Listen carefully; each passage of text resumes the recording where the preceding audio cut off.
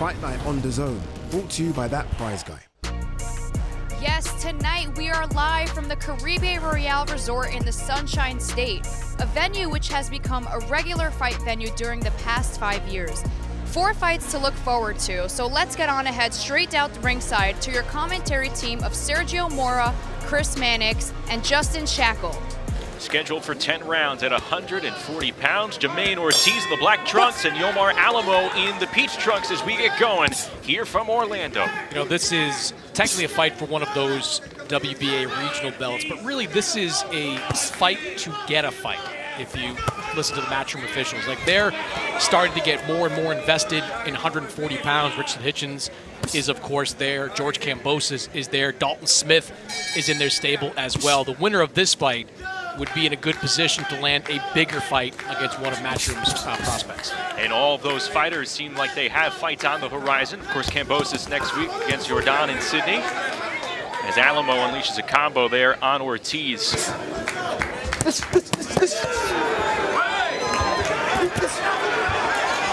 And Ortiz drifting back. Alamo trying to go to work along the ropes. Gets in a right hand. Ortiz was dipping down a little bit too low, stood a little bit too patient right there, got caught with a nice shot right on top of the head. Ortiz just drilling him with a left hand moments ago.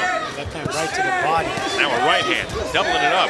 Good counter from Alamo. That was a good counter right there. It was a 2-1. That's how you get into the, whenever you have an opponent, a slick opponent with athletic feet from that southpaw stance, you don't 1-2 him from the orthodox stance, you 2-1. You do it in reverse, because everything you got to do in reverse when you're fighting a left-hander in southpaw. Body shot down the inside by Ortiz. Left hand. These two going at it, a quality exchange to close out round number 5. Counter left has been a real money punch for Jermaine Ortiz in this fight. Every time he sees something of a lazy right coming from Alamo, he counters strong with the hard left hand. Yeah, because the speed and the fluidity of the punches with Ortiz. And you can see it right here, flowing with the combinations. Ortiz going to work. Alamo doing his best to counter. Live action to close out round 7. Vasily Lomachenko couldn't do is stop him. That's how you turn the heads of the division. You know, he's already a ranked fighter, but... Well, the explosiveness from the technician still coming alive here. Trying to sprint through the finish line here in Orlando. And Jermaine Ortiz looks like he is going to continue this climb back to title contention. All 3. Your winner by unanimous decision. He's the new WBA Continental USA Super Lightweight Champion, the technician, Jermaine Ortiz.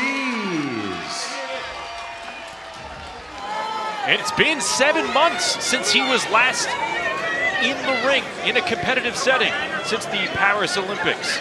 In that time, he signed with Matchroom. He graduated from nearby Valencia College, put out a book, The Journey of an Olympian, and now he's finally making his pro debut against the Italian Mastronunzio. He is a tall, wide shoulder, strong. I mean, he looks the part so far. And yeah, you said it, bronze medalist, so we know he has that amateur pedigree. But the pro game's totally different from the amateur. So right now he needs to stay disciplined and he needs to really stay focused, not try to look too great, you know, too early. That right hand coming from every which angle. Right there, straight down the pike, and he's rattled Mastronunzio, who's back on the pedal. 3 straight right hands, and then did not forget the body, went downstairs. Accuracy personified by Omari Jones. Mastronunzio was stopped in the final 20 seconds of his fight against Xander Zayas. Got a chance to have the exact same thing happen right here. Another thunderous right. A fantastic first round of pro experience for Omari Jones.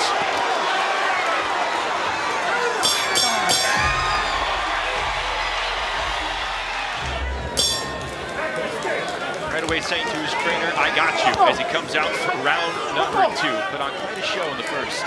I got to imagine, Sergio, that the first round for any fighter, certainly a fighter fighting his hometown, Olympic bronze medalist, almost got to be a blur when you're up there in that first round. It's a blur if it goes good for you. You know, I had a bad first round experience, but that was a great first round experience for Amari Jones. And that's going to do it. Waved off.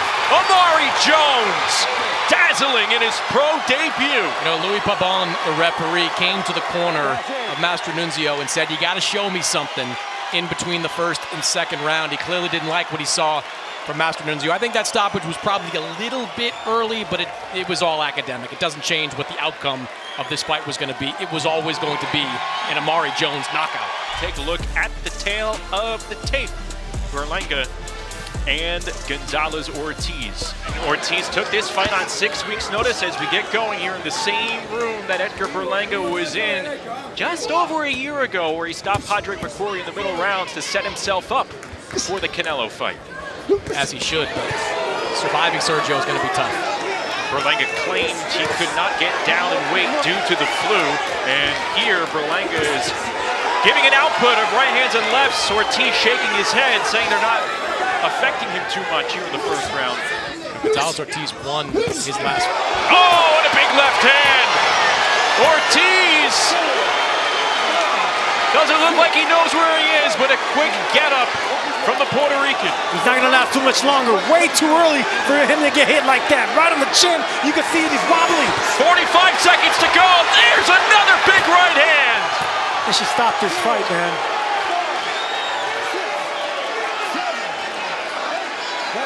Expect a highlight reel knockout if they don't stop this fight right now. 30 seconds to play with for Berlanga in round 1. There's the NyQuil. 2 doses from the chosen one. Berlanga back with a vengeance. And I'll tell you what, Ortiz is lucky that Berlanga missed that left hook. He didn't even see that coming. The referee stepped in time, right on time, because that would have been devastating punch and devastating for the physical wellness of Ortiz.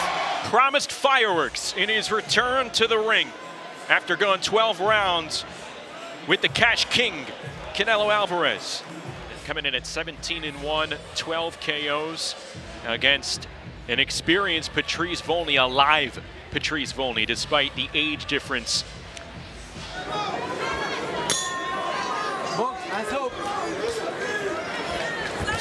This is a very, very live underdog in Patrice Volny, who has a very good skill set, Sergio. Absolutely, man. I think this is a sleeper type fight. Volny is very patient. He's a good puncher. He's lanky. He doesn't throw many punches, so he allows you to touch him on the gloves, but nothing penetrates. Guys like this are very tough to look good against and very tough to stay responsible against. Ammo compared this fight to a fight he had back in 2022 against Kieran Conway, another very disciplined, fundamentally sound fighter that Ammo, in what I thought was his best performance of his career up until that point, got a decision against Conway on the Canelo Golovkin undercard. So he feels like that experience is going to help him in this fight. You know what, Chris, when he told us that, I went back and watched that Conway fight, and I see what it means. It's stylistically, he had to be very patient and careful against Conway, and he's going to have to do the exact same thing here against Volny. He can't get carried away trying to, punch too hard at that guard. You got to stay disciplined and look for the right shots. Coming around, good wraparound left from Volny. Great shot by Volny there. That wasn't speed, that wasn't power, that was timing right there. Went around the guard and waited for Ammo to drop that right hand. And that tried to do it again. Ammo shook a little bit.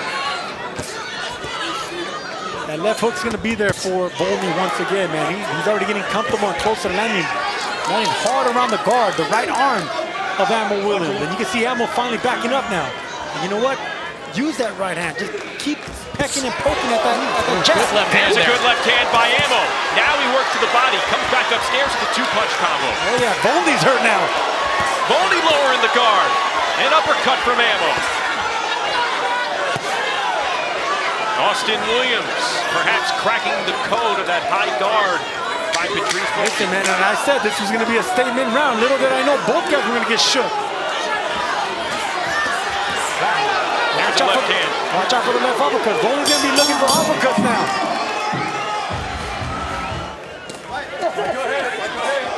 Good body shots. She finally Ammo throwing some body shots. Ammo putting himself in good position to unload on that recent combo. But he's also putting himself in position, squaring up for those uppercuts that Volny's really good at. Ammo's not letting him get off. He's smothering him, tying him up. That's what he's supposed to do if you want to get the victory. Well, this round, that's a slip. That is a slip by Ammo Williams. Not ruled a knockdown. Good call. The correct call for sure. And that 12th round, tell you what, Austin Ammo Williams, the much busier fighter. Michael Ross scored this bout 115 to 113, all three. For your winner by unanimous decision, he's the new WBA Continental America's middleweight champion, Austin Ammo Williams. Let's go! Now, get out of the house Come on, really? and go see the movie audiences are calling Go on. outrageous in the best possible way. Bad week to quit drinking. You quit drinking? No, I just mean it would be. Novocaine.